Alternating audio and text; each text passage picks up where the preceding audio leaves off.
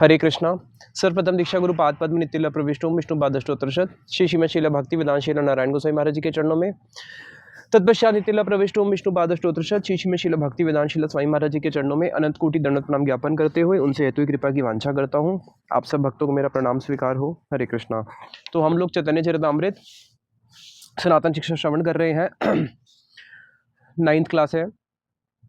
श्रीमन चैतन्य महाप्रभु अब माधुर्य भाव की ओर आगे बढ़ते हुए सनातन गोसाई पाद जी को बोलते हैं, कृष्णेर मधुर रूप शुम सनातन। हे सनातन गोस्वामी, अब आप कृष्ण के मधुर रूप के बारे में सुनो कि कृष्ण का मधुर रूप कैसे है। जे रूपेर एक कर्ण डुबाए त्रिभुवन। कृष्ण के माधुर्य का जो एक बूंद है, केवल एक कर्ण, वो एक कर्ण ही पर्याप्त है किस चीज के लिए? इस पूरे के पूरे त्रिभुवन को डुबोने के लिए। सर्व प्राणी करे आकर्षण, जो अनंत कोटि जीवों को अपनी ओर आकर्षित करते हैं। अब हम उस कृष्ण के माधुर्य के बारे में आगे बढ़ते हैं कि वो कृष्ण का जो माधुर्य स्वरूप है वो है कैसा। योग माया चेद शक्ति विशुद्ध सत्व परिणति तार शक्ति लोके दिखाई ते। कि योग माया चेद शक्ति विशुद्ध सत्व परिणति, कि भगवान का जो मधुर स्वरूप है वो इस जगत की कोई भौतिक सुंदर वस्तु की तरह नहीं है। उसकी जो सुंदरता है वो कोई किसी प्रकार का कोई जड़िए उसमें किसी प्रकार का या संसारिक माया का उसमें कोई भी क्रिया नहीं है। वो कैसा है? योग माया चेद शक्ति विशुद्ध सत्व परिणति। वो सत्व नहीं, वो विशुद्ध सत्व है। भगवान का जो धाम है, भगवान का जो नाम है, भगवान की जो लीलाएं हैं, वो सारी की सारी इस जगत से परे है, इसलिए उसको बोलते हैं विशुद्ध सत्व, जो कि योग माया के द्वारा परिणत है। इस जगत में होती है जो भी कार्य होता है वो जड़ माया करती है, उस जगत में योग माया करती है। और कैसा है? ए रूप रतन भक्त गणिर गुण धन प्रकट कैला नित्य लीला हई ते। कि वही योग माया क्या करती है? भगवान की उस लीला को इस जगत में प्रकाशित करती है। और भक्त गणिर गुण धन प्रकट कैला नित्य लीला हई थे। भगवान की वो जो नित्य लीला है हमारे सामने इस धाम में जब प्रकटित होती है फिर अप्रकट हो जाती है, लेकिन है वो नित्य। जैसे सूर्य नित्य है, रात्रि के समय में सूर्य नहीं दिख रहा, वो अप्रकट हो गया, सुबह वापस प्रकट होगा। उसी प्रकार से भगवान की लीला नित्य है और भक्तों का ये गूढ़ धन है। जिस प्रकार से किसी व्यक्ति के पास अगर नेत्र नहीं हो, अगर उसके पास नेत्र नहीं हो या फिर नेत्र हो, नेत्र में देखने की शक्ति नहीं हो। अब किसी को अंधा बोलते हैं, उसके नेत्र तो होते हैं, फिर उसको अंधा क्यों बोलते हैं? नेत्र है उसके पास लेकिन देखने की उसमें शक्ति नहीं है।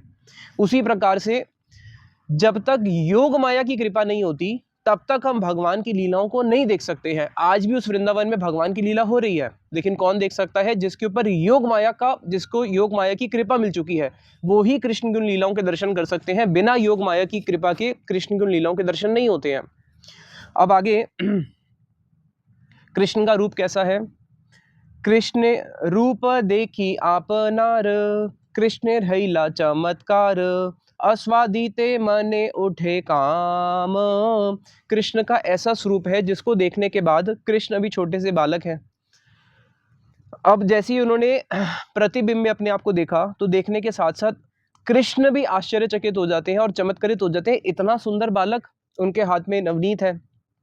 उस बालक को बोलते हैं, अरे देखो देखो, मैया को मत बताना कि मैंने माखन चोरी किया है, मैं तेको भी थोड़ा सा देता हूँ, थोड़ा तू खा, थोड़ा मैं खाता हूँ, मिलके खाते हैं, मैया को मत बताइयो नहीं तो मैया मुझे बहुत मारेगी। और अपने ही प्रतिबिंब को फिर क्या करते हैं? माखन देना शुरू करते हैं और अपने उस स्वरूप को देख के कृष्ण चमत्कृत हो जाते हैं और उनके मन में भी अपने स्वरूप को आस्वाद करने का लोभ जाग जाता है कि मेरा स्वरूप कैसा है, कि जिसको पान करने के लिए भक्त लोग जो हैं हमेशा एक ही प्रार्थना करते हैं, क्या? कि प्रभु हमको बहुत सारे कर्ण मिले जिससे हम आपकी लीलाओं को सुन पाए, हमें बहुत सारे नेत्र मिले जिससे हम आपकी लीलाओं के दर्शन कर पाए, हमें लाखों लाखों जीवाएं मिले जिससे हम आपकी लीला का गान कर सकें। तो ऐसा क्या है मेरे अंदर कि भक्त लोग जो हैं बार बार यही प्रार्थना करते हैं कि बस हमें आपके ही दर्शन करने हैं, आपकी ही कथा सुननी है, आपकी ही कथा का गान करना है, आपका ही प्रसाद पाना है। तो भगवान के अंदर भी ये लोभ आ गया अपने आप को स्वाद करने का। आगे जो हमने प्रीवियस क्लास में श्लोक सुना था, भूषण निर्भूषण अंग, उसी की व्याख्या श्रीमद् चैतन्य महाप्रभु कर रहे हैं कि कृष्ण का स्वरूप कैसा है।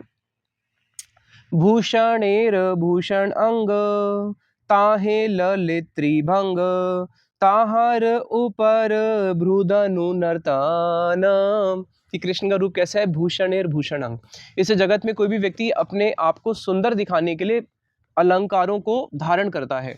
अब देखो कृष्ण के अलंकार कैसे हैं, पहले इसको समझो। कृष्ण के पास एक मणि है जिसका नाम है कौस्तुभ मणि, और ये जो कौस्तुभ मणि है जिसको भगवान हमेशा अपने वक्षस्थल पे धारण करते हैं, उनके वक्षस्थल पे हमेशा रहती है कौस्तुभ मणि और श्रीवत्स का चिन्ह, जो कि लक्ष्मी स्वरूपा है। तो जो वो कौस्तुभ मणि जो कृष्ण धारण करते हैं, उस कौस्तुभ मणि की जो प्रभा है, उसका जो लावण्य है, वो कोटि कोटि सूर्य की प्रभा को भी परास्त करता है। यानी कि एक तरफ अगर 1 करोड़ सूर्य की जो प्रभा है वो हो, और एक तरफ कौस्तुभ मणि की प्रभा हो, तो कौस्तुभ मणि की प्रभा जो है सूर्य की, कोटि कोटि सूर्य की, 1 करोड़ सूर्य की प्रभा को क्या करेगी, परास्त कर देगी। अब सोचो, इतनी तेजस्वी कौस्तुभ मणि कृष्ण अपने वक्षस्थल पे धारण करते हैं। कितना सुंदर भूषण है। अगर कोई ऐसा भूषण पहन के निकले तो सब उसको देखेंगे, अरे देखो देखो देखो, क्या इसने अलंकार पहने हैं, क्या भूषण पहना है। लेकिन कृष्ण जब उसको अपनी कौस्तुभ मणि को धारण करते हैं, जो कि सूर्य को भी परास्त करने वाली है। अब कृष्ण का वपु कैसा है, वो तो श्याम वर्ण है। अगर काला के सामने एकदम से गोरा आ जाए तो काला फीका पड़ जाता है। सूर्य के सामने तो चंद्रमा नहीं आ सकता ना, जैसे ही सूर्य आता है चंद्रमा भाग जाता है। चंद्रमा कब आता है, जब सूर्य चला जाता है, अंधकार तभी आता है। लेकिन कृष्ण का मेघ वर्ण जो है वो कैसा है, जब कृष्ण उस कौस्तुभ मणि को धारण करते हैं तो वो कौस्तुभ मणि जब उनके वक्षस्थल पे आती है तो वहां पे वो फीकी पड़ जाती है। क्यों? कृष्ण का ऐसा लावण्य है, कृष्ण का जो है ऐसा उनका स्वरूप है, जिसके आगे वो कौस्तुभ मणि भी जब वो धारण करते हैं तो कौस्तुभ मणि भी अपने आप को सौभाग्य मानती है कि हाँ, आज मैं और भूषित हो गई, अलंकृत हो गई। कैसे? कृष्ण के वक्षस्थल पे आके। तो भूषण जो है, वो भूषण भी क्या करते हैं, कृष्ण के जब उनको धारण करते हैं तो वो अलंकृत हो जाते हैं। भूषण कृष्ण को अलंकृत नहीं करते हैं। अब कृष्ण को यशोदा मैया ने बहुत सारे भूषण अलंकार पहना के उनको पूरा जब कृष्ण वन में जाएंगे उनको पूरा तैयार किया। अब कृष्ण जब वन में जाते हैं तो वन में जाने के बाद कृष्ण क्या करते हैं, अपने सखाओं के साथ खेलते खेलते उनकी पगड़ी खुल जाती है, उनके जो कुंडल हैं वो खुल जाते हैं, उनके जो हाला वाला माला है, जो उन्होंने धातु से अनेक अनेक चित्र करे हैं, सारा का सारे उनके एक एक करके अलंकार, उनके सारे चित्र जो है शरीर से हट जाते हैं। पूरे शरीर पे क्या होता है, मिट्टी लग जाती है। अब जब कृष्ण संध्या के समय वापस आ रहे होते हैं, अगर आप देखो कहीं पे भी जहाँ पे भी कृष्ण के रूप का वर्णन किया तो सबसे ज्यादा अधिक वर्णन कब किया है, जब कृष्ण वन से लौट रहे हैं। जब जा रहे हैं तब नहीं किया, तब भी किया है, लेकिन अधिक कब किया, जब लौट रहे हैं। जब जा रहे हैं तब तो मैया ने पूरा तैयार करके भेजा है, सारे भूषण से उनको अलंकृत किया है। लेकिन जब वापस आ रहे हैं तो उनके सारे अलंकार अस्त व्यस्त हो चुके हैं। अब कृष्ण और सुंदर लग रहे हैं। क्यों? बाल भी बिखर चुके हैं सारे, जो उन्होंने चूड़ा बांधा था मैया ने वो चूड़ा खुल चुका है, बाल बिखर चुके हैं, उनके मुखमंडल पर क्या हो चुका है, पूरी रज लग चुकी है। अब अगर इस जगत में कोई किसी के चेहरे पे अगर मिट्टी विट्टी लग जाए तो क्या बोलेंगे, अरे चेहरे पे मिट्टी लग रही है, चेहरा तो साफ करो कम से कम, और उसके बाद फिर कॉस्मेटिक्स लगाओगे। अब कृष्ण सारा कुछ हटा चुके हैं, उनके चेहरे पे क्या हो चुका है, जब वो आ रहे होते हैं संध्या के समय तो गाय के खुर से जो रज उड़ के आ रही होती है पूरा उनकी मिट्टी जो रज होती है उनके पूरे मस्तक पे लग जाती है। अब स्वाभाविक है, हम कहीं बाहर गए और वहाँ पे बहुत धूल है, मिट्टी है, पोल्यूशन है, जब वापस आते हैं तो पूरा चेहरा कैसा हो जाता है, काला काला हो जाता है, उसको लगा फेस वॉश और क्या क्या लगा के धोना पड़ता है। अब वही कृष्ण के ऊपर जब वो अलंकार हट चुके हैं और जब वो रज लग चुकी है तो कृष्ण का जो सौंदर्य है वो और बढ़ जाता है बिना अलंकारों के। तो इसलिए सूरदास जी कहा था ना, आज तो हमारो शाम नंगम नंगा। जब सूरदास जी नेत्रहीन थे, रोज बैठ के कृष्ण का आज क्या श्रृंगार हुआ है उसी के पद गाया करते थे, और सब लोग बड़े आश्चर्यचकित कि दर्शन खुलने से पहले ही, पट खुलने से पहले ही ये भगवान के क्या उन्होंने धारण किया है पहले ही बता देते हैं। तो एक दिन पुजारी ने क्या किया, ठाकुर जी को कुछ वस्त्र नहीं बनाए और सूरदास जी को बोले कि आज आप बताना कि हमारे ठाकुर जी कैसे चल रहे हैं। उनको लेके गए। अब जब सूरदास जी तो अपने नेत्रहीन है भारी दृष्टि से, और वो जब उन्होंने भगवान के उस स्वरूप को देखा उनकी आंखें ऐसे अचंभित हो गई, मतलब मुंह खुला रह गया उनका कि अरे आज तो हमारो शाम नंगम नंगा, इतना सुंदर स्वरूप तो हमने कभी प्रभु का देखा ही नहीं है। बिना अलंकारों के ही वो इतने और ज्यादा सुंदर लगते हैं। इसलिए अगर आप उडुपी जाओगे जहाँ पे मध्वाचार्य जी के कृष्ण जी की सेवा होती है, जिनके एक हाथ में दही मक्खन है और दही भात है, तो वहाँ पे सुबह ठाकुर जी का श्रृंगार होता है। और जब सुबह ठाकुर जी का श्रृंगार होता है, ठाकुर जी को सारे वस्त्र हटा के उनको पूरा स्नान किया जाता है। जब उनको पूरा स्नान कराया जाता है उसके बाद फिर उनको अलंकार आदि सब धारण कराए जाते हैं। लेकिन जो सुबह के समय के जो दर्शन होते हैं जिसमें ठाकुर जी को स्नान करा रहे हैं, उन्होंने कोई वस्त्र नहीं पहने, वैसी जो उनके दर्शन है क्योंकि भगवान कृष्ण के अंग से क्या निकलती है, लवण्य निकलता है। अब जो उनके अंग से लवण्य निकल रहा है, जब वस्त्र को पहनेंगे तो लवण्य तो छुप गया ना। तो कृष्ण कैसे हैं, भूषण एर भूषण अंग ताहे ललित त्रिभंग, और त्रिभंग रूप में खड़े होते हैं। कृष्ण के कान में एक कुंडल है। अब वो जो कुंडल है, उस कुंडल की जो वो जो छाया है वो उनके गाल पे पड़ रही है। जब उनके गाल पे पड़ रही है, राधा जी ने कृष्ण को देखा, तो राधा जी साथ ही साथ में एकदम से कुपित हो जाती हैं और मान कर लेती हैं कि अरे, कृष्ण के कपोल पे किसी अन्य गोपी का चिन्ह कैसे आ गया। उस प्रेम चिन्ह को देख के जैसी वो मान होती है, थोड़ी सी रोष करती है, तो उतने में क्या दिखती है कि वो चिन्ह तो हिल रहा है। वो समझ जाती है कि नहीं नहीं, ये तो क्या है, कृष्ण का जो कुंडल है उसकी जो प्रतिबिंब पड़ रहा है, उसकी जो छाया पड़ रही है, वो लालिमा है। अब राधा जी फिर क्या करती हैं, अब उनको पता है कि अगर ये बात कृष्ण को पता चल गई और सखियों को पता चल गई तो मेरा उपहास होगा। अब उन्होंने उनसे क्रोध तो हो गई है, लेकिन विषय बदल देती है कि मैं क्रोध इसलिए नहीं हुई हूँ, उस चीज़ को छुपा के, और बड़ी अंदर से शंका होती है कि कहीं किसी को पता ना चल जाए, और एकदम से टॉपिक चेंज कर देती है कि अरे कृष्ण, तुम्हें जब बोला था उस संकेत वन में आना, तो तुम उस संकेत वन में विलंब क्यों किया आने में। अरे तुमने उस संकेत वन में छोड़ना बोला था, इस संकेत वन में बोला था, नहीं मैंने उसमें बोला था। तो राधा जी क्या करती है, एकदम टॉपिक चेंज कर देती है। तो कृष्ण ऐसे हैं, भूषण एर भूषण अंग ताहे ललित त्रिभंग, और कृष्ण त्रिभंग रूप में खड़े होते हैं।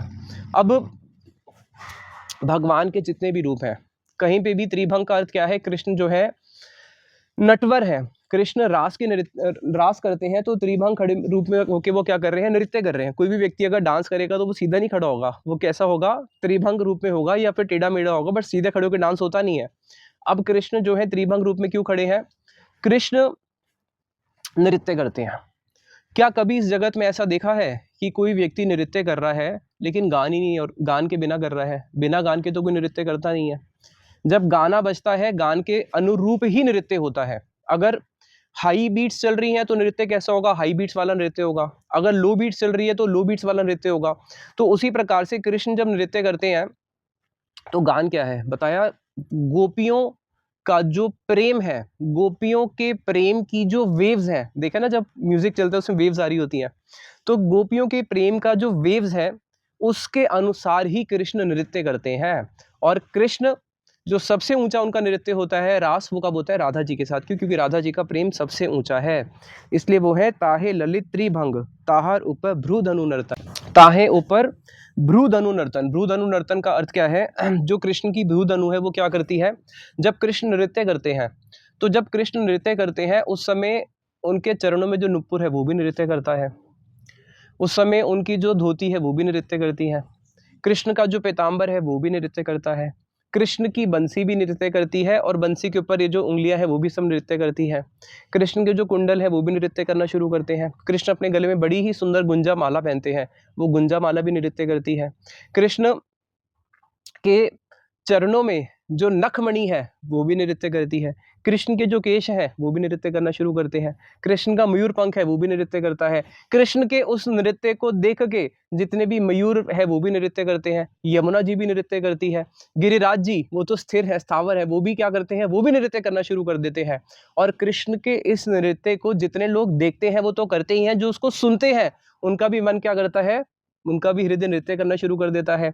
तो कृष्ण जब नृत्य करते हैं तो उनका जो भ्रू धनु नर्तन है, उस नृत्य के अंदर जो उनकी आंखें जो ऐसी ऐसी भ्रू धनु की तरह जो हिलती है वो क्या करती है, और उस भ्रू धनु के ऊपर कृष्ण क्या करते हैं, तिरछे नृतांत्र बाणे, तिरछे नृतांते बाण, तार दृढ़ संधान, बिंदे राधा गोपी गण मान, कि जैसे एक धनुष बाण को क्या किया जाता है, ऐसे खींच के तान छोड़ी जाती है। तो उसी प्रकार से कृष्ण क्या करते हैं, अपने इस भ्रू धनु नर्तन के ऊपर से अपने नेत्रों से एक बाण मारते हैं, और अपना वो बाण क्या करते हैं, तारे दृढ़ संधान, उसको दृढ़ रूप से करते हुए क्या करते हैं, गोपियों के मन के ऊपर छोड़ते हैं। बिंदे राधा गोपी गण मन, और राधा गोपीगण, राधा जी के साथ जितनी भी गोपियां हैं उन सबके मन को क्या करते हैं, भिंदे, उन सबके मन को वहां पे भिद देते हैं।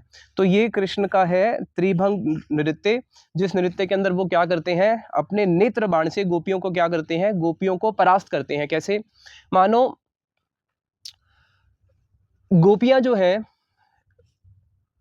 पतिव्रता, एक स्त्री, स्त्री का जो सबसे बड़ा भूषण है, स्त्री का सबसे बड़ा भूषण क्या है? हमें हमारे महाराज जी बताते थे, शीला भक्ति विज्ञान भारती गोस्वामी महाराज जी, की एक स्त्री है वो बहुत अच्छा बोलना जानती है, बहुत अच्छा नृत्य करना भी जानती है, बहुत अच्छा रसोई भी बनाती है, बड़े सुंदर से अपने पति की सेवा करती है, घर को भी बहुत अच्छे से पूरा संभाल के रखती है, पूरा साफ सफाई रखती है, सारे के सारे उसके अंदर गुण हैं, लेकिन चरित्रहीन है।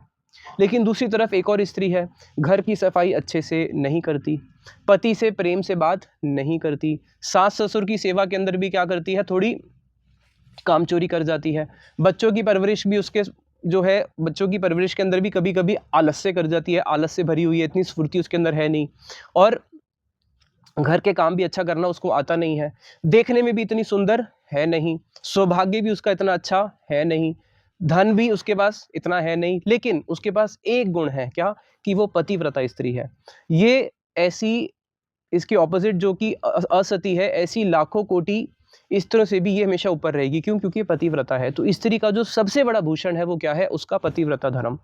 तो गोपियों का जो अपना धन है वो क्या है? उनकी लज्जा, उनका मान, उनका धैर्य, उनकी स्थिरता, कि वो कुलवती हैं। तो उनका जो धैर्य है वो कैसा है बताया? एक बहुत बड़े पर्वत के समान है।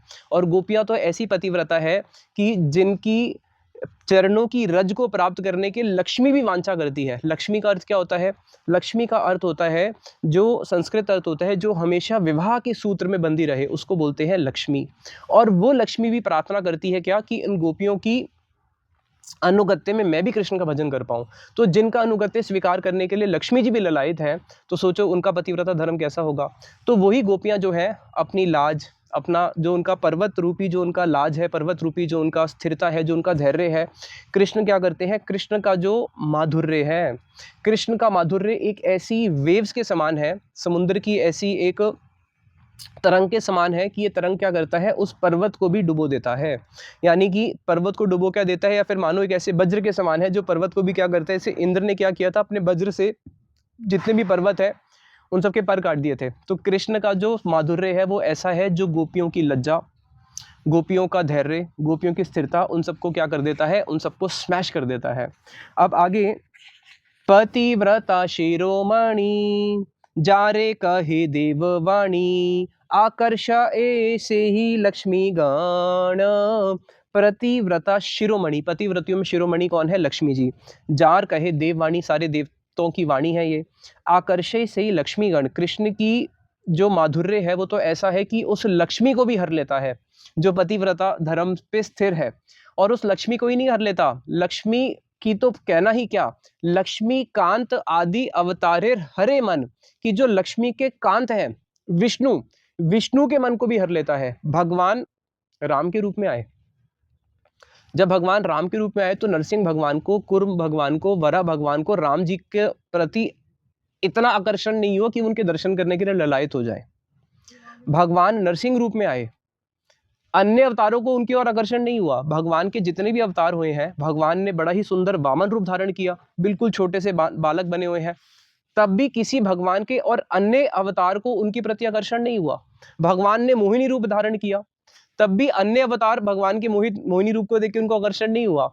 लेकिन जब स्वयं अवतारी कृष्ण आते हैं, तो भगवान के जितने भी अवतार हैं उनके मन में भी लोभ जाग जाता है कि अरे, हमें भी इनके दर्शन करने हैं।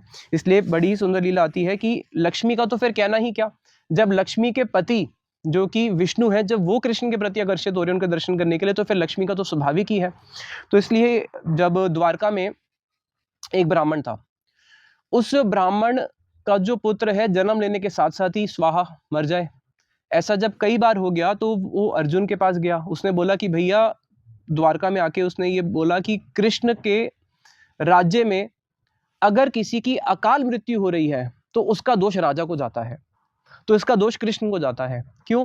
अकाल मृत्यु कब होती है? कृष्ण के समय, राम के समय कभी किसी की अकाल मृत्यु नहीं होती थी, लेकिन कलयुग में अकाल मृत्यु, यानी कि अकाल मृत्यु आप समझते ही हैं, बचपन में ही निकल जाना। तो ये अकाल मृत्यु तब होती है जब पाप बढ़ जाते हैं, और जब पाप बढ़ जाते हैं तो दोष राजा को क्यों लगेगा? क्योंकि राजा जो है उसके पास सारा शासन है, उसको भगवान ने शक्ति दी है, वो चाहे तो पाप को रोक सकता है। तो वहां पे राम जी के समय भी ऐसा हुआ था। तो देखा कि क्या पाप कार्य हो रहा है। एक जो शूद्र व्यक्ति था वो वेद पढ़ रहा था, राम जी को पता चला तो उन्होंने फिर उसका हत्या कर दी। तो अब कृष्ण के ऊपर दोष लगा कि भैया अकाल मृत्यु हो रही है ब्राह्मण पुत्र की, तो वहाँ पे अर्जुन ने बोला कि अब तुम्हारा जब अगली बार पुत्र होगा तो मैं देखता हूँ कि कैसे उसकी मृत्यु होगी, मैं उसकी रक्षा करूँगा। तो उन्होंने क्या किया, जब उनका अगली बार जब पुत्र हुआ, एकदम से बच्चे की रोने की आवाज़ आई तो सब लोग हर्षित हो गए, अरे वाह बच्चा हुआ है, बच्चा हुआ है। अगले ही क्षण बच्चे की रोने की आवाज़ थी। अब अगले क्षण क्या देखा, सारे के परिवार के लोग हंस रहे थे और अगले क्षण विपरीत हो गया, बच्चा तो मौन हो गया और परिवार के सारे लोग जो है रोने लगे, बच्चा तो फिर मर गया। अब अर्जुन ने एक ऐसा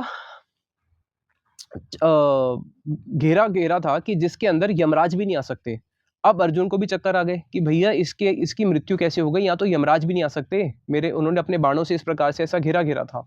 अभी प्रश्न हुआ कि उन्होंने ये बोला था कि अगर तेरे पुत्र की मैं रक्षा नहीं कर पाया तो मैं अग्नि में प्रवेश कर जाऊंगा। अब जैसे अर्जुन अपनी प्रतिज्ञा पूरी करेंगे, अग्नि में प्रवेश करना है, उतने में कृष्ण बोलते हैं रुको अर्जुन मेरे साथ चलो। तो फिर कृष्ण अर्जुन को लेके जाते हैं इस ब्रह्मांड के बाहर, जहाँ पे भगवान विष्णु का जो शेष शैया है, जहाँ पे विष्णु जी विश्राम करते हैं भूमा पुरुष के रूप में, वहाँ पे गए और वहाँ पे जाके देखा कि जितने भी पुत्र थे उसके ब्राह्मण के सारे विष्णु जी ले गए थे। अब जब वहाँ पे कृष्ण पहुँचे तो विष्णु जी जो है उन्होंने उनके ब्राह्मण के पुत्रों को चोरी क्यों किया था, क्योंकि उनके मन में लोभ जागा था कि मुझे कृष्ण दर्शन करना है। तो अभी प्रश्न ये होता है कि अगर उनके मन में लोभ जागा था कि मुझे कृष्ण दर्शन करना है, वो द्वारका में तो आए थे, उनके जो एक एक पुत्र मर रहे थे ब्राह्मण के, उनको लेने के लिए आए थे, तो तब कृष्ण दर्शन क्यों नहीं किया, वहीं पे कर लेते। तो बताया नहीं, इतना आसान नहीं है, विष्णु जी के लिए भी दुर्लभ है। विष्णु जी भी द्वारका में तो आ गए लेकिन कृष्ण दर्शन नहीं कर पाए, क्यों, जब तक कृष्ण की इच्छा नहीं होगी तो विष्णु जी भी उनके दर्शन नहीं कर सकते। और फिर उनको पता था कि हाँ, कि कृष्ण मेरे पास आ सकते हैं अगर मैं क्या करूं, किसी प्रकार से उनके जो अर्जुन है, अर्जुन को किसी प्रकार से इस तरीके से मैं चक्रव्यूह में रचूं। तो ये उन्होंने करा। और उसके बाद जब वहाँ पे वो पहुंचे तो जो भौमा पुरुष हैं, जो विष्णु जी हैं, विष्णु जी तो बताया, जीव गोस्वामी जी उदाहरण देते हैं, अगर किसी के हाथ में एक छोटी सी मणि पड़ी हो तो उस मणि को तो वो पूरा चारों ओर से देख सकता है, हाथ में मणि पड़ी है। तो भगवान के लिए तो पूरी की पूरी सृष्टि विष्णु जी के लिए इस प्रकार है, लेकिन वो भी कृष्ण के दर्शन की लालसा करते हैं। निज सम सखा संगे गोगण चारण रंगे वृंदावने स्वच्छंदे विहार। अरे निज सम सखा संगे की कृष्ण की लीला कैसी है, कृष्ण की लीला कैसी है कि कृष्ण, उनकी जो लीला है वो नर्वत लीला है। जैसे कृष्ण नृत्य करते हैं, कभी हमने ये नहीं सुना कि राम जी नृत्य करें, कभी हमने ये नहीं सुना होगा कि आज लक्ष्मी जी विष्णु जी को बोले आप नृत्य करो और वो चतुर्भुज रूप में नृत्य करे, नहीं। कभी ये नहीं सुना होगा कि विष्णु जी अपने सखाओं के साथ भोजन करते हैं, लेकिन कृष्ण सम सखा संगे, जो उनके अपने सम सखा है, यानी कि उनके साथ के उनके अपने सखा हैं, गो गण चारण रंगे, अपनी गैयाओं को लेके, अपने साथ में सखाओं को लेके, जो उनके गो कुमार है, क्या करते हैं, वन में जाते हैं और वन में जाके क्या करते हैं, गैया चराते हैं। क्या भगवान कभी गैया चराता है? बोले हाँ, हमारा भगवान जो है वो गैया चराता है। हमारा भगवान को भूख लगती है, वो खाता भी है। हमारे भगवान को अगर भूख लगने पे भोजन नहीं मिले तो वो रोता भी है। वृंदावने स्वच्छंद, और हमारा भगवान अगर कुछ गलत कर दे तो उनकी मैया उनको क्या करती है, छड़ी से मारती भी है। ये है हमारे वृंदावन के भगवान। वृंदावने स्वच्छंदे विहार, और वृंदावन के अंदर कृष्ण जो है स्वच्छंद रूप से विहार करते हैं। जार वेणु ध्वनि शोनी स्थावर जंगम प्राणी पुलक कंप अश्रु बहे धार। जार वेणु ध्वनि सुनी, कृष्ण की उस वेणु ध्वनि को सुन के स्थावर और जंगम का तो कहना ही क्या, जंगम का कहना क्या, जब स्थावर प्राणी भी, जब कृष्ण की वेणु बजती है तो जितने भी तरु हैं वो हर्षित हो जाते हैं। अरे हमारा तो जीवन सफल हो गया, हमारा जीवन इसलिए सफल हो गया क्योंकि ये जो वेणु बनी है, किसकी बनी है, काष्ठ की बनी है। और हम कौन है, इसके पूर्वज लगे, क्योंकि हमारी ही तो पुत्र हुई और लकड़ी से ही तो, उस पेड़ से लकड़ी ली गई और उससे वेणु बनी। तो जितने भी जो तरु हैं वो क्या करते हैं, रोना शुरू करते हैं, हर्षित होते हैं। और हर्षित जब होते हैं तो हर्षित होने से क्या होता है, उनके अंदर जो नई नई पत्रावली अपने आप खिल जाती है। और जब वो रोना शुरू करते हैं तो हर पेड़ में से अपने आप टप टप करके मधु गिरना शुरू हो जाता है। और आगे फिर जब स्थावर की स्थिति है तो जंगम का तो कहना ही क्या है। जितने भी ऋषि मुनि जैसे होते हैं आंख बंद करके समाधि लगाते हैं, उसी प्रकार से जितने भी पशु पक्षी होते हैं, अब पशु पक्षी तो दूर कहाँ पे है, अब जैसे उन्होंने वेणु ध्वनि सुनी तो पशु पक्षी भी आंख बंद कर लेते हैं और ऐसे समाधि में बैठ जाते हैं और अपने कान से कृष्ण की उस वेणु ध्वनि का पान करते रहते हैं। पुलक कंप अश्रु बहे धार, और उसको सुन के पुलक कंपित होना, अश्रु बहे धार, उनके नेत्रों से जो है अश्रु निकलता रहता है अविरल। अब कृष्ण के स्वरूप का वर्णन कर रहे हैं। आगे श्रीमद चैतन्य महाप्रभु क्या बोलते हैं? मुक्ताहार बकपांति इंद्रधनु पिछतथी पीतांबर बिजली संचार कृष्ण नव जलधर जगत शस्य ऊपर वरिषये लीला अमृतधार। मुक्ताहार बक पंक्ति, कृष्ण जो अपने गले में मुक्ताहार धारण करते हैं, वो मुक्ताहार कैसा लगता है? मानो वो ऐसा लगता है, महाप्रभु बोल रहे हैं, बक पंक्ति के समान। बक क्या होता है? आसमान में जब आप देखोगे तो सफेद बगुले बगुले होते हैं, और जब ये सफेद बगुले उड़ते हैं तो ये एक नहीं उड़ते, इनकी पूरी श्रेणी एक साथ ऐसे आसमान में उड़ रही होती है। देखना, जो आसमान में जब देखोगे अभी पक्षी उड़ेंगे तो ऐसे उन्होंने दो लाइंस एक साथ बनाई होती है, एक लेफ्ट राइट, एक राइट टू लेफ्ट, ऐसे जा रही होती है, और एक साथ ऐसे हवा में उड़ते हैं, और एक साथ ही फिर यू टर्न मारते हैं, फिर एक साथ ही ऐसे से घूमते हैं। तो कृष्ण की जो मुक्ताहार कैसी है, वो मानो एक ऐसे लगता है कि उनके वपु पे एक बक की पांति है, यानी कि जो पक्षी है, वो पक्षी ही मानो क्या है कि वो उड़ रहे हैं। इंद्रधनु पीछे थी, और कृष्ण ने अपने सर पे मोर मुकुट धारण किया हुआ है, और मोर मुकुट किसका प्रतीक है? इंद्रधनुष का। जब वर्षा आती है तो उस समय क्या होता है, आसमान में देखते हैं ना, इंद्रधनुष खिल गया है। पीतांबर बिजली संचार, और कृष्ण का जो पीतांबर है वो कैसा है? जब आसमान में मेघ गरजता है तो एकदम से बिजली कड़कड़ाती है, तो मानो पीतांबर कैसा है? वो एक विद्युत के समान है, बिजली के समान है।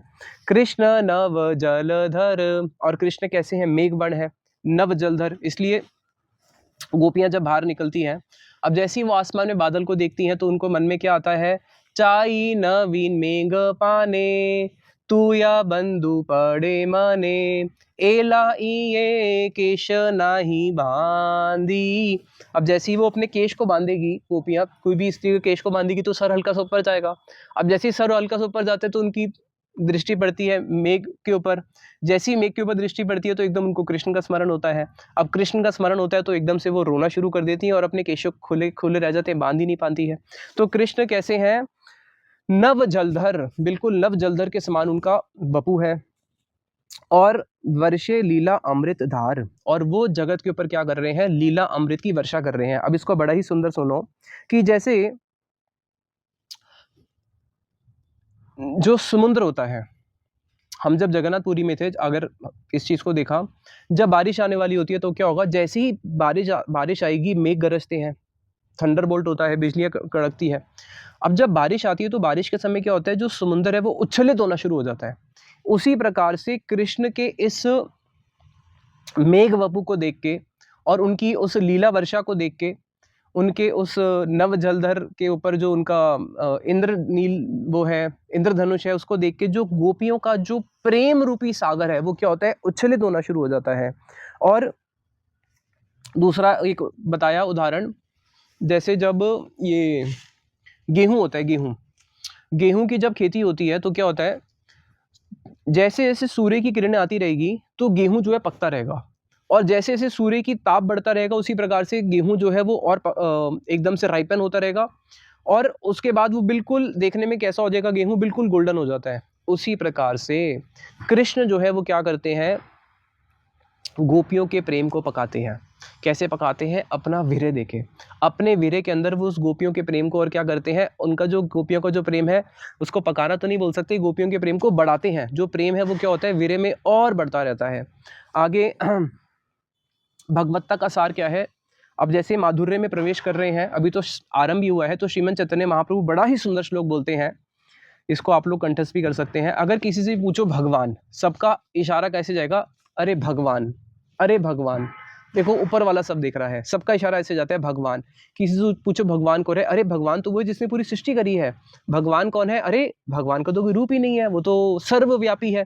तो प्रायः इस जगत में सब लोगों की भगवान की डेफिनेशन यही है। चाहे हम क्रिश्चियनिटी में चले जाएं, चाहे हम क्रिश्चियंस में चले जाएं, चाहे अपने सनातन धर्म में भी देखें, तो प्रायः सब लोग क्या कहते हैं? भगवान, बहुत बड़ा। तो भगवान का अर्थ क्या है? जिसके पास बहुत बड़ा ऐश्वर्य है, जो कि सर्वव्यापक है, सर्वशक्तिशाली है। लेकिन नहीं, भगवान का अर्थ क्या है इसको अब हम समझेंगे। श्रीमद चैतन्य महाप्रभु बोलते हैं, माधुर्य भगवत्ता सार ब्रजे कैले परचार ताहा शुक व्यासेर नंदन स्थाने स्थाने भागवते वर्णिया छे जना ईते ताहा शुनी नाचे भक्तगण। अरे भक्तगण तो नाच पड़ते हैं, किसको सुन के? माधुर्य भगवत्ता सार। इस चीज को हमारे पूर्वाचार्यों ने स्थापित किया है, जीव गोस्वामी, विश्वनाथ ठाकुर जी, साक्षात चैतन्य महाप्रभु, सुखदेव गोस्वामी भागवत में, माधुर्य भगवत्ता सार, कि भगवान की भगवत्ता का जो सार है वो ऐश्वर्य नहीं है, भगवान की जो भगवत्ता का सार है वो है माधुर्य। ऐसा माधुर्य कि जिस माधुर्य के अंदर ऐश्वर्य भी ढक जाए। कृष्ण का माधुर्य ऐसा है कि जिसका जो ऐश्वर्य ढक जाता है। कृष्ण ने कभी भी ब्रज में किसी भी असुर को मारने के लिए ऐश्वर्य को प्रकाशित नहीं किया। पूतना को मारा, कोई ऐश्वर्य प्रकाशित किया? कोई ऐश्वर्य प्रकाशित नहीं किया। छोटे से बालक हैं, अभी 6 दिन के भी हुए नहीं है, और बस अपने होठों से क्या कर रहे हैं? अपने अधरों से उसके स्तन का पान कर रहे हैं। अब जो इतना 10,000 या 20,000 हाथियों का बैल अपने पास रखती थी, उस पूतना को भगवान ने केवल अपने अधरों से मार दिया। तो उनके अधरों में कितनी शक्ति है? अपने अधर को बड़ा किया हो, अपने वपू को बड़ा किया हो, ऐसा कहीं किसी प्रकार का कोई प्रमाण नहीं आता। जब भगवान ने शक्टासुर को मारना था तो क्या किया? शक्टासुर को मारना है, अभी तो कृष्ण खड़े भी नहीं हो सकते, शक्टासुर को मारेंगे क्या? जब पूतना को मार दिया, पूतना को मारने के बाद क्या कर रहे हैं? पूतना के ही उस शरीर के ऊपर, जैसे बच्चा होता है, बच्चा तो खड़े ही नहीं हो सकता, वो तो रेंगता रहता है, पूतना के स्तन के ऊपर ही रेंग रहे हैं। आसपास के ब्रजवासी आए और उन्होंने कृष्ण को उठा के गोद में रख लिया। जब शक्टासुर को मारना है तब भी कृष्ण कैसे हैं? छोटे से बालक हैं, अभी भी बस लेटे हुए हैं। अब बच्चा अगर लेटा है तो वो करवट भी अच्छे से नहीं बदल पाता, करवट भी बदलता है तो गिर जाता है, खड़े होके तो बैठ ही नहीं पाता, चलना तो बहुत दूर की बात है। लेटे हुए हैं, शक्टासुर को मारना है, बस हल्का सा एक पैर ऊपर किया, पैर ऊपर करने का जो वेग है, केवल उस वेग से ही शक्टासुर स्वाहा। तो इसलिए माधुर्य भगवत्ता सार, भगवत्ता का जो सार है वो माधुर्य है, वो ऐश्वर्य नहीं है। भगवान क्या करते हैं? अपना माधुर्य को प्रकाशित करते हैं। इसलिए ब्रज में किसी भी दैत्य को मारने के लिए भगवान ने ऐश्वर्य को प्रकाशित नहीं किया। यहां तक कि गोवर्धन उठाना था, कोई ऐश्वर्य प्रकाशित नहीं किया। छोटे से बालक है, बस हाथ ऊपर किया, छोटी सी उंगली, उस पर गिरिराज जी को धारण कर लिया, ऐश्वर्य का प्रकाशित किया, वहां पे भी ऐश्वर्य प्रकाशित नहीं हुआ। एक जगह पे भगवान कृष्ण ने ऐश्वर्य प्रकाशित करने का प्रयास किया था, लेकिन विफल हो गए थे। वो कब? और वो भी प्रयास भी किसके सामने कर रहे हैं? अरे यशोदा मैया के सामने, अपने मुख में ब्रह्मांड दिखा रहे थे। फिर क्या हुआ आप सब लोग जानते ही हो। मैया ने क्या किया? मैया एकदम डर गई। अरे ये क्या है? अर्जुन भी डर गए थे उस विश्व रूप को देख के, मैया भी डर गई। तो फिर फर्क क्या हुआ? फर्क ये हुआ, अर्जुन उस विश्व रूप को देख के डरे थे, मैया विश्व रूप को देख के नहीं डरी। मैया उस मुख में अनंत कोटि ब्रह्मांड को देख के नहीं डरी। मैया इसलिए डरी कि अरे मेरे लाला को कोई भूत तो नहीं लग गया, ये क्या हो गया है? उनको कृष्ण की चिंता हुई। अर्जुन ने जब उस विश्व रूप को देखा था तो एकदम से उनका सख्य लुप्त हो गया था। अरे प्रभु, मैं तो अपने आप को आपका सखा मानता था कि आप मेरे सखा हो, आप तो भगवान निकले। अगर मेरा कोई अपराध हुआ हो तो आप मुझे क्षमा कर देना। मानो आज हम किसी के साथ हो और हमें पता चले कि जो हमारा मित्र है वो हमारा मित्र नहीं हो, तो भगवान है या फिर कोई देवलोक से देवता है, तो एकदम से हमारा उसके प्रति जो प्रेम है वो तो शिथिल हो जाएगा। अर्जुन का प्रेम शिथिल हो गया, बोले नहीं प्रभु, आप मेरे सखा नहीं हो, आप भगवान हो। यशोदा मैया का प्रेम शिथिल नहीं हुआ। यशोदा मैया ने जब कृष्ण के उसको देखा तो यशोदा मैया का वहां पे आता है, सुखदेव गोस्वामी जी बोलते हैं प्रवृद्ध स्नेहा, गोपीर प्रवृद्ध स्नेहा, कि वहां पे वो जो गोपी है यशोदा मैया, उसका जो स्नेह है वो और बढ़ गया। जैसे एक बच्चे को बुखार हो जाए तो फिर मैया को क्या होता है? चिंता लग जाती है और उसका स्नेह बढ़ जाता है। तो वहां पे अर्जुन का तो स्नेह वहां पे शिथिल हो गया, लेकिन यहाँ पे मैया का स्नेह जो है और बढ़ जाता है उनके उसको देख के। तो इसलिए भगवान का जो भगवत्ता का सार है वो ऐश्वर्य नहीं है, वो माधुर्य है, वो कृष्ण की स्वीटनेस है।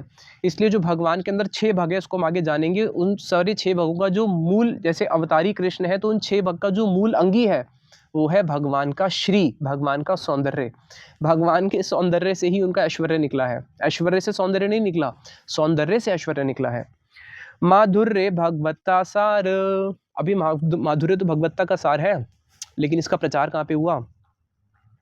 ब्रज कैला प्रचार, इसका प्रचार हुआ ब्रज में। अगर ब्रज की लीला नहीं होती तो हम भगवान की भगवत्ता को हम जान ही नहीं पाते। अगर कोई बोले कि मैंने कृष्ण को देखा, कृष्ण ने महाभारत युद्ध किया, मैंने कृष्ण को देखा, कृष्ण ने अर्जुन को गीता का ज्ञान दिया, अरे मैंने कृष्ण को देखा, कृष्ण ने जब अर्जुन के सामने क्या किया? अपने विभु रूप को प्रकाशित किया। अरे मैंने कृष्ण को देखा जब कृष्ण ने क्या किया? जरासंध के साथ उन्होंने युद्ध किया। या अरे नहीं, तो आपने कृष्ण को नहीं देखा। कृष्ण को उसने ही देखा जिसने कृष्ण को ब्रज में देखा। और ब्रज में भी किसके साथ देखा? कोई बोले कि हाँ हाँ मैंने कृष्ण को देखा, ब्रज में वो अपने सखाओं के साथ खेल रहे थे, वो अपने गैयाओं को चरा रहे थे। हाँ, तब मान सकते हैं कृष्ण को देखा, लेकिन पूरा नहीं देखा। अरे हमने कृष्ण को यशोदा मैया के साथ देखा, यशोदा मैया कृष्ण को बांध रही थी, सत्यव्रत मुनि ने देखा इसको। बोले हाँ देखा, लेकिन तब भी हमारे आचार्यवर्ग बोलते हैं पूरा तब भी नहीं देखा। अरे अच्छा, हमने कृष्ण को गोपियों के साथ रास करते हुए देखा। हाँ, अभी भी बोल सकते हैं कि थोड़ा सा अभी भी बाकी है। क्या? रास के बीच में जब राधा जी को लेके कृष्ण जा रहे हैं, जिसने वो देखा उसने कृष्ण को पूरा देखा। यानी कि जिसने राधा और कृष्ण के साथ में दर्शन करे हैं उसने ही वास्तविक में कृष्ण के संपूर्ण दर्शन करे हैं। तो इसका प्रचार कहाँ पे हुआ? ब्रज में ही कृष्ण के माधुर्य का प्रचार हुआ, भगवान की भगवत्ता का प्रचार हुआ। भगवान ने अपनी भगवत्ता को कैसे स्थापित किया, इसको संसार के लोग नहीं समझ पाएंगे। कृष्ण ने गोपियों के चीर हरण करके, गोपियों के वस्त्र को चोरी करके उन्होंने अपनी भगवत्ता को प्रकाशित किया। भगवान श्री कृष्ण ने गोपियों के घर पे जा जाके माखन चोरी किया, उससे उन्होंने अपनी भगवत्ता को प्रकाशित किया। माटी खा के बोलते मैया माटी मैंने नहीं खाई, माखन खा के बोलते मैया माखन मैंने नहीं खाया, झूठ बोलते हैं ब्रज में, उससे भगवान ने अपनी भगवत्ता को प्रकाशित किया। अपने सखाओं के साथ खेल में हार जाते हैं, उससे उन्होंने अपनी भगवत्ता को प्रकाशित किया। नंद बाबा बोलते हैं जा मेरा चरण पादुका लेके आ, चरण पादुका को उठा नहीं पाते हैं। अभी मैया उनको कुछ बोलना सिखा रही है, तोतली तोतली आवाजें बोलते हैं, बोलना सीख नहीं पा रहे हैं, उससे उन्होंने अपनी भगवत्ता को प्रकाशित किया। तो ब्रज में जितनी भी उनकी माधुर्यमयी कृष्ण की लीलाएं हैं, उससे ही कृष्ण ने अपनी भगवत्ता को प्रकाशित किया है।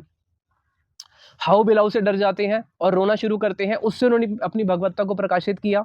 ताहा, इसका प्रमाण क्या है? ताहा शुक व्यासेर नंदन, और उसका प्रमाण कौन है? इसको सारा प्रकाशित किया व्यासेर नंदन, व्यास जी के पुत्र सुखदेव गोस्वामी जी ने। स्थाने स्थाने भागवते वर्णिया छे जना ईते, स्थान स्थान पे भागवत में उन्होंने इस कृष्ण की माधुर्यमय लीलाओं का वर्णन किया है। ताहे सुनी नाचे भक्तगण, जिसको सुन के भक्तगण नाचते हैं। अगर भागवत में से कृष्ण की ब्रज की लीला को बाहर निकाल दे तो भागवत के तो प्राण ही नहीं रहे। और अगर मानो कि भागवत में कृष्ण की दसम स्कंद की पूरी लीला भी रहे, लेकिन उसमें से 5 अध्याय केवल बाहर निकाल दिए जाए, दसम स्कंद में से 12 स्कंद है, 12 स्कंद में से दसम स्कंद है कृष्ण की लीला का, उसके अंदर भी 88 या 90 अध्याय आते हैं, उसमें से केवल 5 अध्याय बाहर निकाल दो, तो पूरे भागवत में से केवल 5 अध्याय बाहर निकाल दे तो क्या? अरे बाकी तो भागवत बची है। अगर 5% निकाल भी दिया, 5% भी क्यों, भागवत में लगभग 350 अध्याय होंगे, अगर 5 अध्याय निकाल भी दिए तो कितना निकाला? हार्डली 2% निकाला। तो अगर 2% अध्याय निकाल भी दिए, बाकी 98% भागवत तो बची है। तो बोला नहीं, हमारे गुरुदेव बोलते थे भागवत के प्राण ही क्या है? वो रास के 5 अध्याय, रास पंचाध्याय, जिसका हमारे गुरुदेव ने ग्रंथ भी लिखा है, ये रास पंचाध्याय, ये 5 अध्याय ही तो भागवत के प्राण है। और उन 5 अध्याय के अंदर क्या वर्णन हुआ है? कृष्ण की रास लीला का वर्णन हुआ है, कृष्ण के माधुर्य का वर्णन हुआ है। तो इसलिए ताहे सुनी नाचे भक्तगण, जिसको सुन के भक्त लोग नाचते हैं, बाकी लीलाओं को सुन के नहीं नाचेंगे, इस लीला को सुन के नाचेंगे। इसलिए अब चैतन्य महाप्रभु जब माधुर्य, जब उन्होंने ये बताया कि अरे कृष्ण का तो सार क्या है, ऐश्वर्य नहीं, वो माधुर्य है, तो अब महाप्रभु एकदम से उनका जो प्रेम है वो उच्छलित होता है, और महाप्रभु कहिते कृष्ण रसे श्लोक पढ़े प्रेमावेशे, अब वो भागवत का एक श्लोक बड़े ही प्रेम से आवेश में आके उसको पढ़ेंगे, उस कृष्ण के रस का वर्णन करने के लिए। प्रेमे सनातन हाथ धरी, वो प्रेम से एकदम से सनातन गोस्वामी पाद जी के हाथ को पकड़ लेते हैं माधुर्य का, कृष्ण का वर्णन करते करते, और कृष्ण के माधुर्य का वर्णन करते हुए जो भी भागवत का महाप्रभु श्लोक बोलेंगे उनके ऐसे हाथ को कस के पकड़ लेते हैं महाप्रभु। गोपी भाग्य कृष्ण गुण जे करील वर्णन, भाव आवेशे मथुरा नागरी, कि जो अभी तक तो वो कृष्ण के माधुर्य का वर्णन कर रहे थे, लेकिन अब महाप्रभु जिस श्लोक के बारे में बोलने वाले हैं उसमें कृष्ण के माधुर्य का वर्णन नहीं कर रहे, उसमें वो वर्णन कर रहे हैं गोपियों के भाग्य का, कि गोपियों का भाग्य कैसा है। और कि जब कृष्ण आज उस रंगशाला में पहुंचे हैं मथुरा में, उस रंगशाला में जब कृष्ण मथुरा में पहुंचे हैं तो वहां पे कंस के उस रंगशाला में अनेक अनेक मथुरावासी आए हुए हैं, और वहीं पे मथुरा की गोपियां भी हैं, वहाँ पे मथुरा के छोटे छोटे बालक भी हैं, वहाँ मथुरा के कुछ पंडित भी हैं, मथुरा में रह रहे ऋषि मुनि जो तपस्या कर रहे थे वो ऋषि मुनि भी वहाँ पे उपस्थित हुए हैं, मथुरा में रह रहे मल भी वहाँ पे आए हुए हैं, और कुछ वृद्धजन भी वहाँ पे हैं, और उनके अपने साथ में जो नंद बाबा और सखा गए हैं वो तो है ही। पूर्व दूसरी पक्ष में कंस है, कंस के साथ में उसके और भी दैत्य हैं। तो जब सबने कृष्ण को देखा तो वहाँ पे 12 रसों का वर्णन आता है कि कैसे हर व्यक्ति ने कृष्ण को अपने अनुसार देखा। से दैत्य आचार्य सदस्य विकृतिम अरुण त्वाम मलवर्यो सखायो गण उन्नत्वम खलेश प्रलयम ऋषिगण ध्यानम उष्ण अश्रुम अम्बा रोमांचम समयोगिना नव चमत्कारम अंत सुरेंद्र लास्यम दास्यम कटाक्षम ययुर अस्य दृश्य मुकुंदम। मुकुंद को सब लोगों ने कैसे देखा? दैत्य आचार्य तद अस्य विकृतिम, जो कंस के जो प्रीश थे, जो उस दैत्य के जो आचार्य थे, कंस के जितने भी आचार्य थे उसके, वो एकदम से जब कृष्ण वहां पे प्रवेश करे हैं तो उनके शरीर पे खून लगा हुआ है, किसका? जो उन्होंने भी कुवल्यपीड़ हाथी को मारा है। और उसको देख के विभस्त रस प्रकाशित हुआ। ये 12 रस में से 5 मुख्य है, 7 गौण रस है। तो गौण रस में आता है विभस्त, उनका जो चेहरा एकदम से ऐसे हो गया। उसके बाद अरुण तमाम मलवर्यो, जितने भी जो वहाँ पे मल थे वो जो है एकदम से उनके अंदर कौन सा भाव आ गया? अरुण तमाम मलवर्यो, उनके अंदर एक रुद्र भाव प्रकाशित हुआ। और सखायो गण उन्नतवम, जितने सखाए उनके जो गण है वो उन्नत होने लगे, क्यों? वो हंस रहे हैं उसमें प्रवेश करके, और उनका सख्य रस भी पुष्ट हो रहा है, तो हास्य और सख्य रस एक साथ पुष्ट हुआ। खलेश प्रलयम, जितने भी खल लोग थे वो एकदम से भयानक रस उनमें प्रकाशित हुआ। उनको लगा बस अब तो हमारी मृत्यु आ गई है। वो कृष्ण को किसके रूप में देख रहे हैं? मृत्यु के रूप में देख रहे हैं, अमृत को मृत्यु के रूप में देख रहे हैं। कितने दुर्भाग्य हैं। ऋषिगण ध्यानम, जितने ऋषि हैं वो ध्यान में बैठ जाते हैं। शांत रस। उष्ण अश्रुम अम्बा, जो वहाँ पे देवकी आदि जो उम्र की जो मैया हैं, एक तो उनके अंदर वात्सल्य रस प्रकाशित हुआ, साथ ही साथ में करुण रस प्रकाशित हुआ कि ये छोटा सा बालक और इतने बड़े बड़े मल, कैसे इनके साथ इनका ये होगा? उनके अंदर करुण रस प्रकाशित होता है। रोमांचम समयोगिना, जितने भी जो समयोगी हैं, जो यानी कि कृष्ण के साथ जिनका भी वो होगा, युद्ध होगा, उनके अंदर एक वीर्य रस प्रकाशित हो जाता है। फिर चमत्कारम अंत सुरेंद्र, इंद्र आदि जो देवता हैं उनके अंदर एकदम चमत्कार पैदा हो जाता है कि अरे चमत्कार भी एक रस है, अरे अब क्या होगा? जिस इंद्र के भय से हम लोग भयभीत थे, इंद्र का ऐसा भय था कि देवता लोग इससे पहले जब भी किसी असुर से भयभीत होते तो जाते थे सत्यलोक में ब्रह्मा जी के पास। लेकिन इंद्र से कंस से भयभीत होने के बाद ये ब्रह्मा लोक तक भी नहीं जा पाए, सत्यलोक तक भी नहीं जा पाए, इनको सत्यलोक तक जान ही नहीं दिया उसने। तो ये इसी के ही शरणागत हुए थे, अपनी धोती अपनी चोटी को खोल के कि भैया हमारी रक्षा कर। तो इतने भयभीत थे, तो इनके अंदर एक चमत्कार रस उत्पन्न होता है। फिर आगे लास्यम दास्य कटाक्षम ययुर, और जितने भी दास हैं वो नाचना शुरू कर देते हैं, नृत्य करना शुरू कर देते हैं कि आज क्या होगा? धर्म की जीत होगी, अधर्म का नाश होगा। लेकिन कटाक्षम ययुर, जो वहाँ पे गोपियां हैं मथुरा की, वो गोपियां क्या कर रही हैं? कटाक्ष मार रही हैं कृष्ण को, और उनके हृदय के अंदर वो माधुर्य भाव जाग रहा है। तो इनके हृदय में जब वो माधुर्य भाव जाग रहा है, ये जो मथुरा की गोपियां हैं, तो मथुरा की गोपियों ने एक बड़ा ही सुंदर श्लोक का उच्चारण किया है, जिसके अंदर उन्होंने, अभी इससे पहले जो हम भूषण भूषण अंगम श्लोक की व्याख्या सुन रहे थे, इसको उद्धव जी ने बोला है। अब उद्धव जी के बाद अब श्रीमंत चैतन्य महाप्रभु ने जब कृष्ण के माधुर्य का स्वादन करना शुरू किया है, सनातन गोस्वामी पाद जी को बता रहे हैं, सबसे पहले उन्होंने उद्धव जी के भूषण भूषण अंग की व्याख्या करी। अब एक स्टेप और आगे बढ़ रहे हैं, कहाँ पे आ रहे हैं? मथुरा वासियों के पास, कि मथुरा वासियों कृष्ण के माधुर्य का कैसे वर्णन कर रहे हैं। अभी तक तो महाप्रभु ब्रज में पहुंचे ही नहीं है। ब्रज में जो ब्रज की गोपियां कृष्ण के दर्शन कैसे करती हैं, उसका वर्णन कैसे करती हैं, वहां तक तो भी महाप्रभु ने स्पर्श ही नहीं किया। उन्होंने शुरू कहाँ से करा? पहले उद्धव जी से किया, उद्धव जी के श्लोक का उच्चारण किया। उसके बाद अब महाप्रभु किनके श्लोक का उच्चारण कर रहे हैं, जो भी हम सुनेंगे नेक्स्ट क्लास में। महाप्रभु उच्चारण कर रहे हैं वो श्लोक जिस श्लोक से मथुरा की गोपियों ने कृष्ण का दर्शन करके ब्रज की गोपियों के सौभाग्य का वर्णन किया है। तो कृष्ण के माधुर्य का तो वर्णन है ही है, लेकिन उससे श्रेष्ठ क्या हो गया? उससे श्रेष्ठ हो गया गोपियों के प्रेम का वर्णन, क्योंकि जब तक गोपी प्रेम की अनुभूति नहीं होगी तो कृष्ण के माधुर्य का हम स्वाद ही नहीं कर सकते हैं।